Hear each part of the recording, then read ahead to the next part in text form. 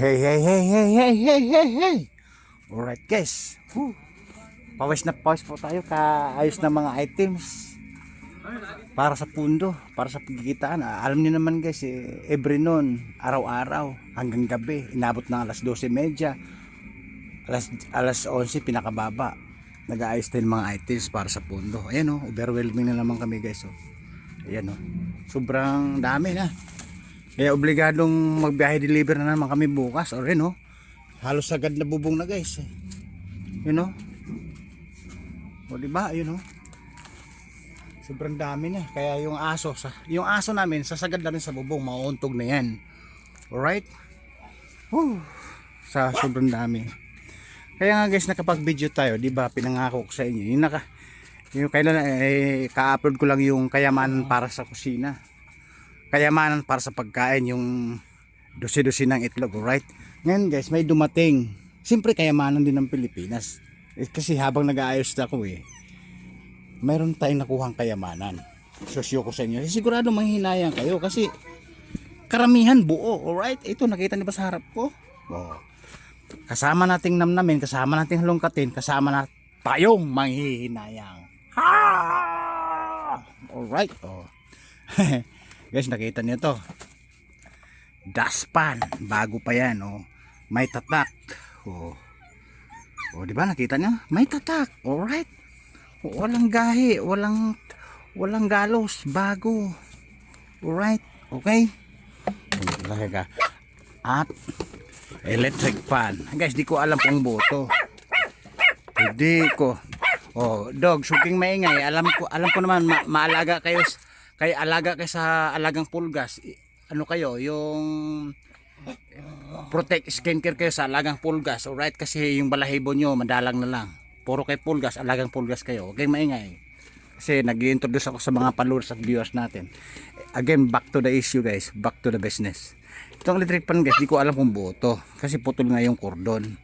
Alright, ito guys, pag binili mo, patay yari yung 700 mo dito hanggang 1 to 700 hanggang 1k to 200 pesos. Ito naman, mabibili mo to 80 hanggang 120. Alright, diba? Nakita nyo naman. Tapos guys, meron naman tayong keyboard para sa computer. Alright, ayan, keyboard para sa computer. Tapos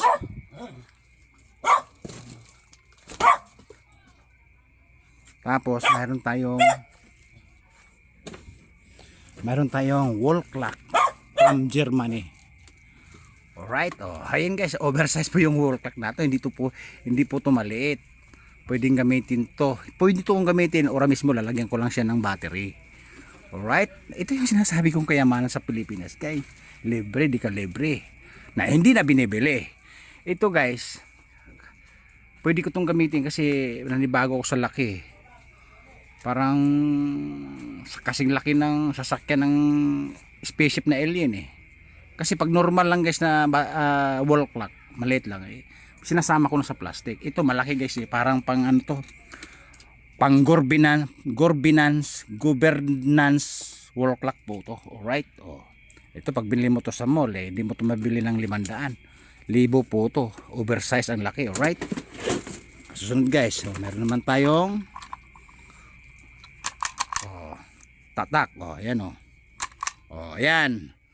ayan, 275 pesos lang ako. Alright, 275 pesos lang ako. Ayun, tinatakan ko na yung sarili ko bilang mabunganga, maingay, madaldal, makwento, hindi nawala ng kwento, kaya may biyahirong mabunganga. Alright, hindi so marami pa. Meron tayong disposable fan. Alright, sigurado buo to. Meron tayong small fan. Alright, parang Mickey Mouse. Okay, pawis na pawis ako guys. Kanina pa ako, mga 5 oras na ako. Ay hindi, 5 oras na maghapon at umaga, mga 4 na oras, 7 na oras na po ako nakatingga sa trabaho. Mini mouse fan. Alright, meron tayong mouse para sa computer. Sayang, di ba? At meron tayong durable, resistant inside water. Alright, ito po. Ayan, dami naman yung kayamanan ng Pilipinas guys. Nagkalat ano. Mayroon naman tayong ilaw from behind the scenes. Alright, okay. At, wow. At mayroon tayong pambukas, open, puro open, walang close para sa soft drinks. Debote. Puro open, walang close. Kasi pag ginamit po sa close, hindi siya pwede, pang open lang. Alright. Nako naman. Kasi pawis na pawis ako. Ka-introduce. Mayroon tayong original cordon para sa cellphone. Ano to? Ano to? Yung pang iPad o pang Apple. Kasi deserving po siya na original dahil naka ano pa siya, naka round size, naka wall inside. Tapos mayroon tayong glow. Ayan. Bago pa guys, hindi pa bukas. Hindi pa siya bukas. Tumaingay. Mataas ng pinaglalagyan mo ng karton. Tapos kasunod guys, mayroon tayong